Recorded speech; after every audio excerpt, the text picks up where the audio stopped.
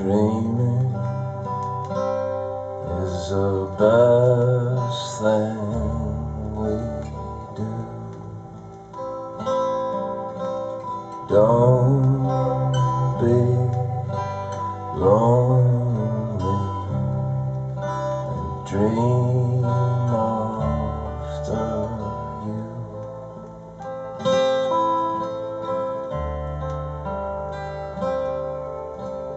Sing the world to death, and sing him back to being again, and still hear your voice.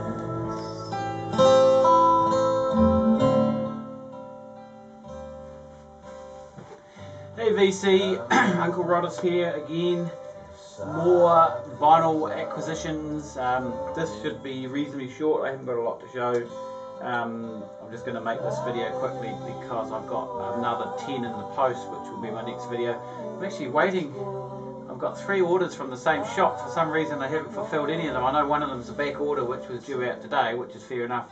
There's another 3 records coming with that, but there is 2 other orders which they haven't fulfilled, which I'm starting to get a bit pissed off about because it's been over a week since I ordered them. It's a bit slack, but I'm thinking maybe they're going to send the whole lot in one big whack. Which okay, I'll give them that, but they better do something about it soon. Right, okay, so playing in the background, went to a concert to see this guy last Sunday, one of their little Sunday sit-downs at the Blue Smoke. Steve Abel, singer-songwriter. Gee, I can't really tell you that much about him, to be honest. I think he's got a few. He's been around a while. He's certainly not a young man. Overseas watchers might know he's singing. Oh, this track especially. Yeah, track 1.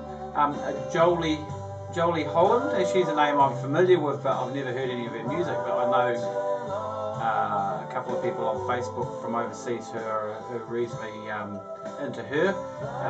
So yeah, this album was partly recorded in New York and partly recorded in New Zealand from last year. I need my reading glasses. 2015 actually. I actually knew, again, as usual for my a lot of my New Zealand stuff, I actually knew about this through hearing a track off this on one of Chris Walker's podcasts, which had been playing on my phone at work while working, that I got to know quite well and quite liked, called Sidewalk Doves, which is on the B side of this. So yeah, I picked this up at his gig last week on Sunday. Nice gig, yeah, good gig, enjoyed it. Wasn't a huge turnout. The place was only, most of the tables were full, but it wasn't a lot of people there. Yeah, a bit sad. But yeah, these poor guys, they have to stagger along. But yeah, no, interesting. So yeah, you can hear it's singer-songwriter, folky, acoustic. So he played on his own just with acoustic guitar. There's actually quite a lineup of musicians on this. Actually, there's on various tracks, not any names that I'm familiar with. Anyway, so as a matter of fact, this is the first time I've actually got to play it right now. Been a bit busy. Also, while I was in town that day, I popped into my local and managed to find a couple of records. I'd seen this one sitting in the bin a couple of weeks earlier, and I hadn't really grabbed it because I was grabbing some other stuff. But this is New Zealand Composer Edition on Kiwi Pacific Records from 1972. It's a compilation of Chamber Works, Volume 2. Yeah, as you can see, the cover's a little bit tatty around the edges. I'm not sure it's had some kind of, I don't know what's happened to it. It's like bits have been not ripped off it, just scraped off it. There must have been something stuck to it. It's hard to say.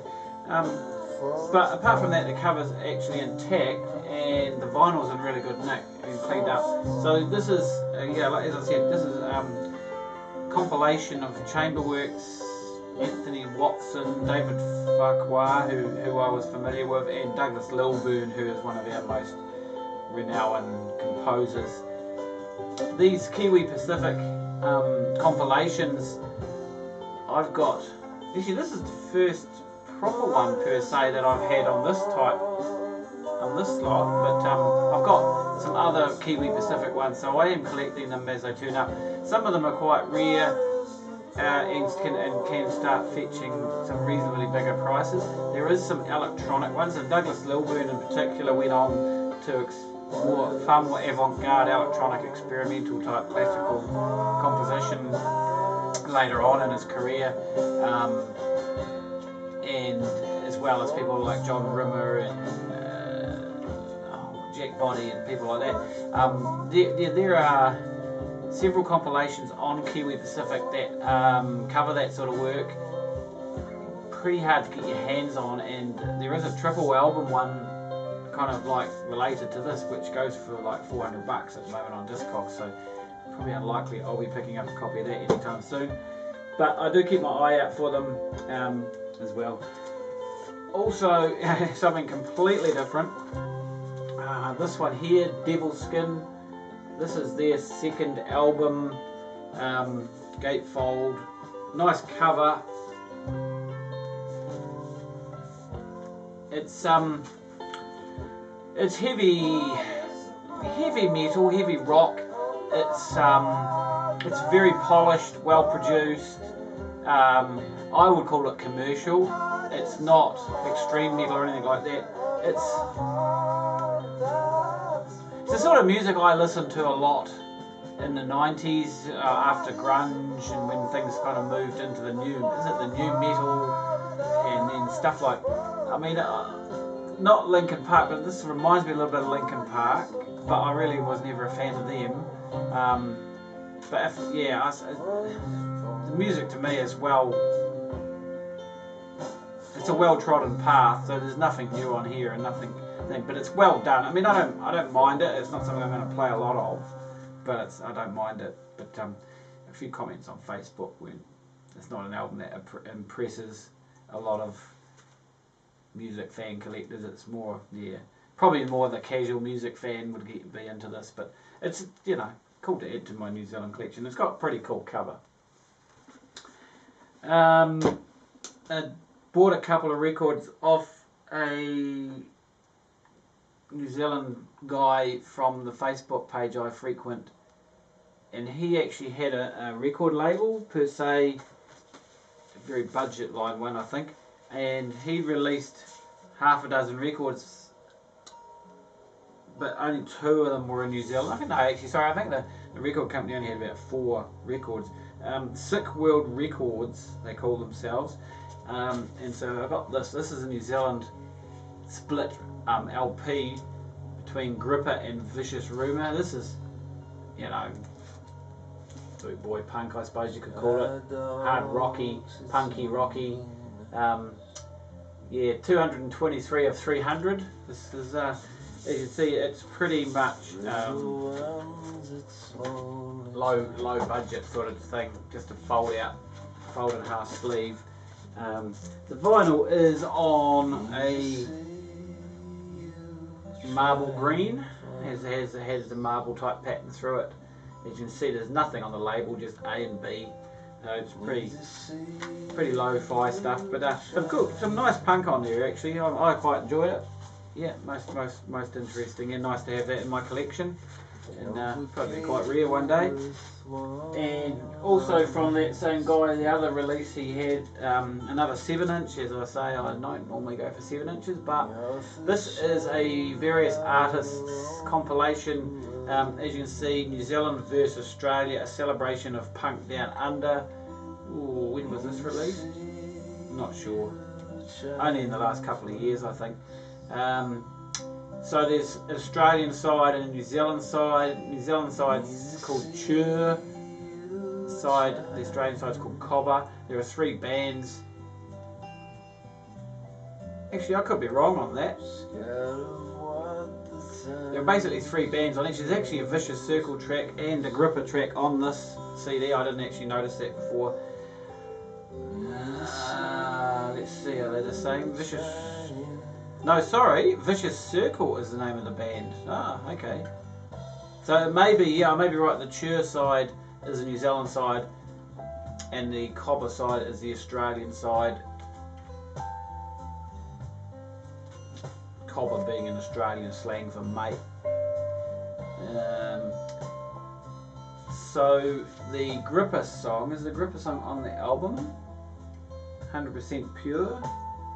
Doesn't look like it, so that's cool. That's an additional track that's not on the record. Yeah, Vicious Rumour is the second band on this one, and I was getting confused because it says Vicious Circle is the other band. So this is, again, pretty low rent sort of thing, just a folded in half sort of piece of paper. It's not particularly thick cardboard or anything. And also it's on a purple vinyl, this one. It's pretty cool. The label in the middle is pretty cool. So that's the mature side. Yeah, so again, I'm meaning to get a hold of some more New Zealand punk, since I picked up like the Gravemind album, and which I quite enjoyed from Dunedin. That was pretty cool. I haven't got a lot of New Zealand punk. The old stuff is pretty hard to get your hands on, the original stuff nowadays. There are a few compilations still floating around if you can get your hands on them, but not easy to find. So I was a big punk fan back in my teens and early 20s. We had a lot of the English punk stuff coming into New Zealand, the hardcore stuff from the 80s. I was into that. I've shown a few bits and pieces that I've re-picked up over the years from that side of things, but yeah, the New Zealand punk, I didn't have a lot back in the day. There was a couple of albums that I had that were really cool, which are now selling for hundreds of dollars on Discogs, which means I probably won't get around to buying them again unless I can find one cheap somewhere, because I'm not paying that sort of money for records. But anyway, so that's about it for this one. So like I say, not much to show, just a quick video, apart from me rambling on for a while. And then I've got, say, 10 records, so hopefully they will be in the post next week and I can make another video for that. I'm still way behind on posting these videos. It'll be probably 3 weeks before this one gets out. I've still got 3 other videos, one that's getting loaded up now from 2 weeks ago. So yeah, I'm making the videos faster than I'm able to post them actually. Alright, we'll see you again next time.